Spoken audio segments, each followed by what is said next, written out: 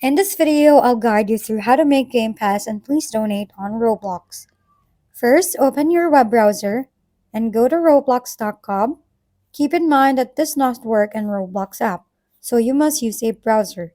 Now click on Create at the top of the page. If you are redirected to a landing page, type create.roblox.com in your browser or click Dashboard. Next, in the Creation section, locate your game experience and click on it.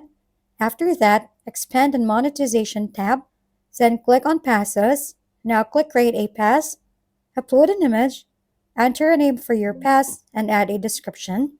After that, click create pass. Now click on the game pass you just created, then select sales from the left-hand menu. After that, enable items for sale, set a price, and remember that Roblox takes 30% of the sale. Now click Save Changes. If open, please donate and Roblox claim is 10, and check if your new Game Pass appears.